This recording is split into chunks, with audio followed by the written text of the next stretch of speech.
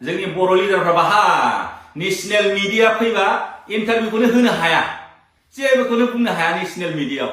नोंथांमोना नुबाय बे मणिपुरनि जेला मणिपुराव दावराव जादों होनबा कुकी मैथै बिसिबां डिबेट खालामदों बिसोरो पार्लामेन्टआव, नेशनेल मिडियाआवबो बिसिबां डिबेट खालामदों, बिसिबां थरख खालामलायदों नुबाय, बिराद काउन्टार होदों।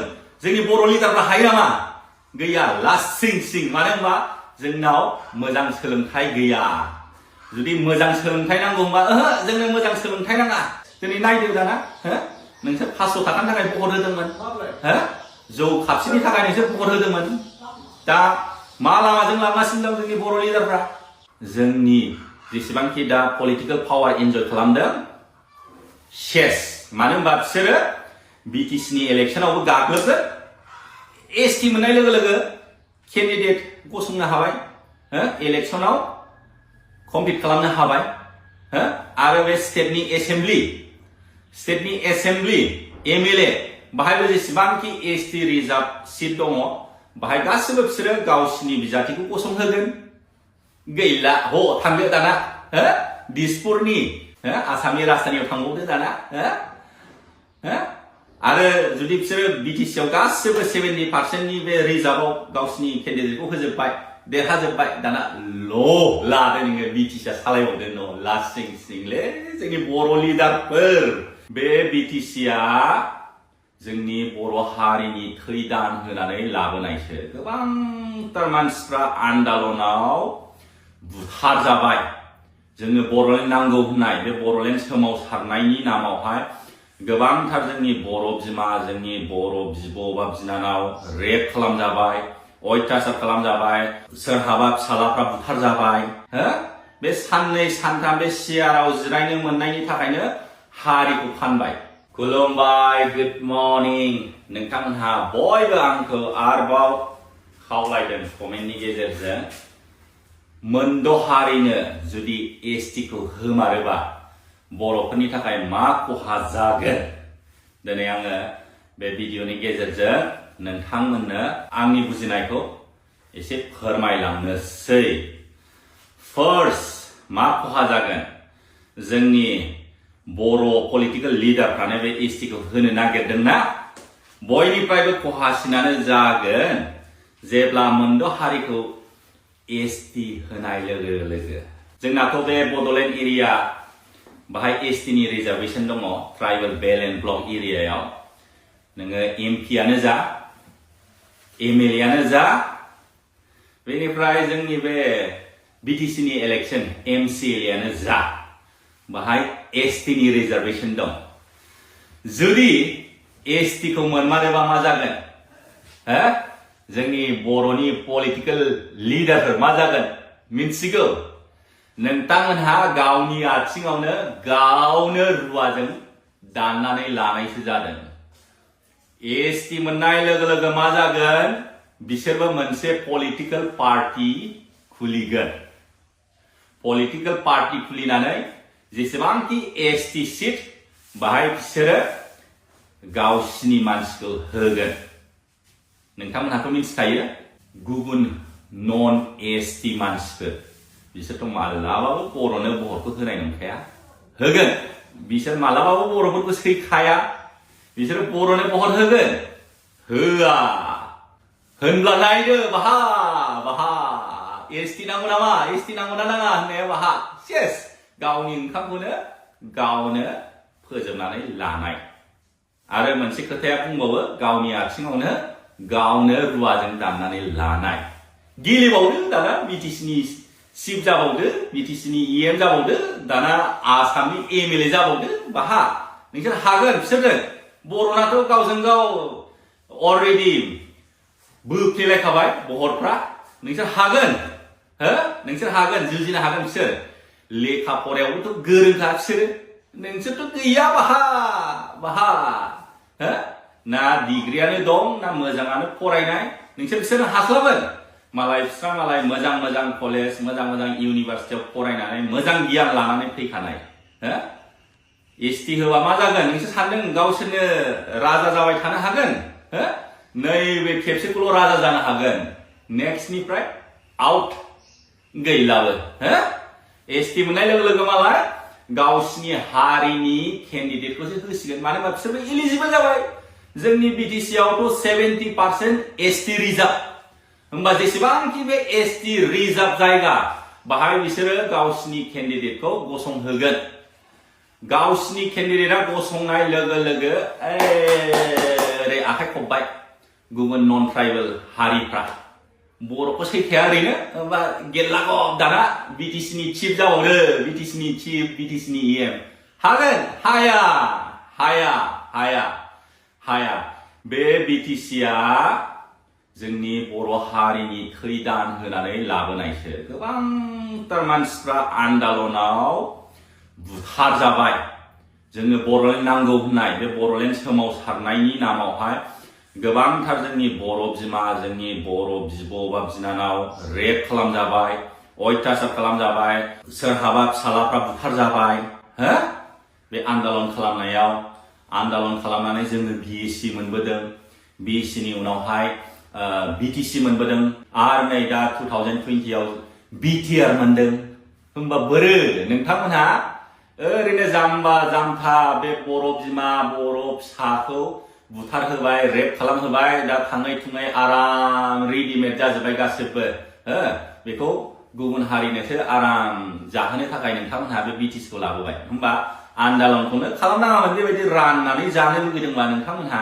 हो राननानै जानो लुगैदोंबा मानो दावहा नांनांदों मानो आन्दालन खालामनांदों एसे बुजिनानै ला बिनि थाखायनो सोलोंथाइया very important जोबोद गोनांथि आं सिगाङावबो भिडिअ बानायदोंमोन जोंनो मोजां सोलोंथाइ नांगौ मोजां सोलोंथाइ मोनबासो जोङो राजखान्थिखौबो मोजाङै सालायनो हागोन जोङो मोजां सोलोंथाइ मोनोबा मोजां लिडार मोनगोन मोजां लिडार मोनोबा जोङो राजखान्थिखौबो जोङो मोजाङै सालायनो हागोन आरो मोजां सोलोंथाइ मोनोबा जोङो फालांगिखौबो मोजाङै मावनो हागोन रांखान्थियाबो फैगोन जोंनि बर' हारियाव बाहा मोजां सोलोंथाइ दं गैया बे लकेलावल' फरायबाय दुगा जाबाय एसे गामि बारबानो गैला थनथ्र'नानै थाबाय नाथाय बे गुबुन हारिफ्रा नायदो मालाय मोजां मोजां कलेज मोजां मोजां स्कुलाव फरायनानै डिग्री लाजोबनाय बिसोरो कनफिडेन्ट भाषायावबो आखा फाखा हो लिरनाय फरायनाय गासिबो आयदायाव हो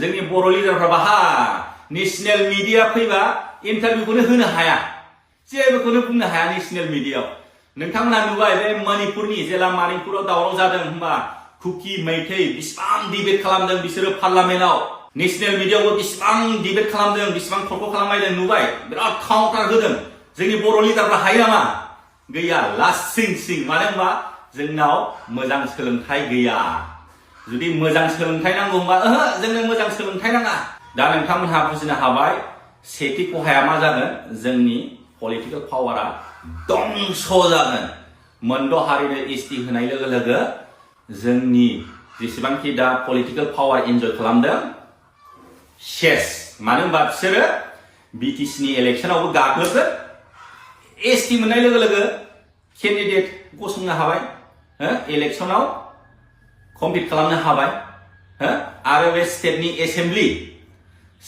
एसेम्बलि MLA बाहायबो जेसेबांखि एसटि रिजार्भ सिट दङ बाहाय गासिबो बिसोरो गावसिनि बिजाथिखौ गसंहोगोन गैला थांदो दाना दिसपुरनि आसामनि राजधानियाव थांबावदो दाना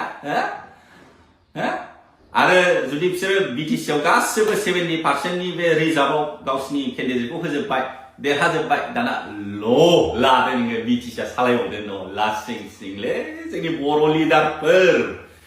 बर' लिडारफोर सोरबा मोजां लेखा गोरों सोरबा IAS IPS बा सोरबा ACS बिदिनो गिदिर गिदिर अफिसारफोर एडभाइस होयोबा नोंथांमोनहा धोमखियोसो नोंलाय मा रोंगौ बाद दे गुलि मार नों जे मावदों बेखौ मावनानै जाबाय था बेफोरबायदि होननानैसो धमखि होयो बेफोरबायदिनि थाखायथ' बिदि जालांगासिनो दङ आं आसा खालामबाय नोंथांमोनहा सेथि प्रब्लेमखौ बुजिनो हाबाय दाना नैथि प्रब्लेमानो जाहैबाय एजुकेशनल इन्स्टिट्यूशनफ्राव एडमिशन मोननाय एसटि रिजार्भनि कलेज बा इउनिभार्सिटि जों बहा मोननो जोंनि मार्क्सफ्रा ओरैबायदि खादबा बिराद लेस जायो मालाय बिसोरथ' अलरेडि एडभान्सखा अलरेडि रोंखानाय राखानाय आरो एसटि रिजार्भ मोनबावोबा बिसोरो जेसेबांखि स्कुल कलेजनि बे एसटि रिजार्भआव एडमिशन होयोबा सेस बिसोर लाजोबगोन जों बर'फ्रा गैया आन्दायनानै थादो। थामथियानो जाहैबाय आर साख्रिनि एसटि रिजार्भेसन जेसेबांखि एसटि रिजार्भेसन साख्रि दङ बाहाय बिसोरनो मोनजोब्बाय मानो होनबा जोंनाथ' गैखाया पार्सेन्टेजखौबो जोङो मोजाङै मोननो हाया। दा एसटि रिजार्भआवबो नों एसटि होननानै जायाथ' सोरनि मार्क्सआ रासिन बेखौसो नायो हो बिसोरनि मार्क्सफ्रा अलरेडि हाइखा मालाय बिसोर गोरोंखा हो बिसोरो अलरेडि बिराद एडभान्सखा बिसोरनि पार्सेन्टेजफ्रा अलरेडि जोंनि बर' हारिफोरनिफ्राय बारासिन मोनखायो मानो होनबा बिसोरो आनरिजार्भ केटेगरियावबो बिसोर कमप्लिट खालामनो हाखायो। अब्ला बिसोरो आनरिजार्भ केटेगरियावबो कमप्लिट खालामबाय आरो बे एसटिनि रिजार्भेसनावबो कमप्लिट खालामबाय होनबा न' लादो जोंनि बर'फोर जाम्बाफोर लाबावदो न' दाना साख्रिखौबो गोथाङैनो गोथैलै जोंनि बर' हारिया बबे लामाजों थांगासिनो दं बे साननै सानथामनि सियारनि थाखायनो हारिखौ फानबाय हो बे साननै सानथाम बे सियाराव जिरायनो मोननायनि थाखायनो हारिखौ फानबाय। नों बोसोरबा बा 10 बोसोरल'सो इन्जय खालामबाय नाथाय नोंनि इयुननि जोलैया मा जागोन ना नोंनि फिसा फिसौ मा जागोन उनावहाय मा जागोन हो मिथिदों बेखौ हो जेरै नोंथांमोनहा नायदो जोंनि बे बड'लेण्ड एरियायाव खुनु बांगाल होननायानो गैयामोन। बेखौ सोर लाबोदों बांगालफोरखौ जोंनि बे कंग्रेसनि एमएलए गोदोनि बिसोर बे बांगालफोरखौ सोनानै दोनफैजोबदों भट बेंकनि थाखाय। दा बेफोरबायदिनि थाखायनो दिनै एरलांबाय नै जोंनि बर' हारियासो खमायनायनिफ्राय खमायलांबाय। मा जोंनि बर' हारिया मा फिसाखौनो लाला खुनुरुखुम सासेल' लायो सोरबा लाबावला।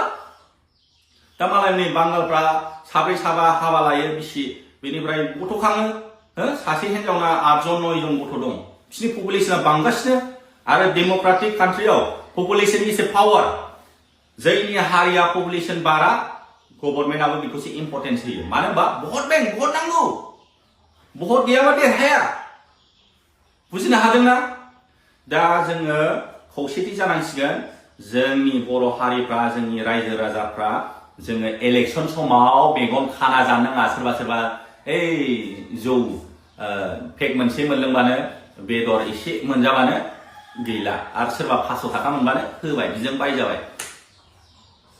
दा बेफोरनि थाखायथ' सेस दिनै नायदो दाना हो नोंसोर 500 थाखानि थाखाय भट होदोंमोन हो जौ खापसेनि थाखाय नोंसोर भट होदोंमोन दा मा लामाजों लांगासिनो दं जोंनि बर' लिडारफ्रा बुजिबायना हो गोदो न' बड'लेण्ड न' रेस होनोमोन दा बोरो गैला हो जेबो एगेन्स्टखौनो बुंनो हाला पलिटिक्सआव फैनाय लोगो लोगो बुजिबायना। आसा खालामबाय दा नोंथांमोनहा बुजिनो हाबाय होननानै जुदि बे मोनद' हारिनो एसटि होयोबा मा खहा जागोन बयनिफ्रायबो खहासिना जोंनि बर' हारियानो जागोन मानो होनबा जोंनि बर' हारिनि एजुकेशन लेभेला दाबो गैया बिराद ल' हो जोङो पुरा बिटिसि खौ सेनानै लाजागोन जोङो गोबांथार मानसि बुथारजानानै थैदान होनानै रेप खालामजानानै दिनै जोङो बे बिटिसि खौ लाबोदोंमोन दा मालाय हारिखौसो सालायहैनोसै आरो एसटि जानाय लोगो लोगो बिसोरबो कमप्लिट खालामनो हाबाय हो नोङो जुदि इलेक्शनाव गेलेयोबा बिसोर देरहाजोबगोन जोंनाथ' बर'फ्रा गावजों गाव लिडार जानो लुबैलायनानै गैखाला रानलायलायखाबाय गैखाला बर'नि भटआ गैखाला एबसुलुट मेजरिटि गैला दा बेफोरबायदिनि थाखायथ' गुबुन हारिखौ फुस्लायनानै जों नोंसिनो एसटि होगोन जोङो भट हो बिदि होननानै नै दा प्रब्लेमा बाहायनो जादों बुजिबायना। एजुकेशनेल इनस्टिट्यूशन कलेज इउनिभार्सिटियावबो एडमिशन मोननाय नंखाया बर' हारिया आं होनखायो आरो साख्रियावबो सेस सेनानै लाजोबगोन। आं आसा खालामबाय नोंथांमोनहा बे भिडिअनि गेजेरजों बुजिनो हाबाय होननानै शेयार खालाम बेसेबां हायो हा आङो भिडिअखौ बायनो फोजोबनोसै बाय बाय जय बर' हारिनि।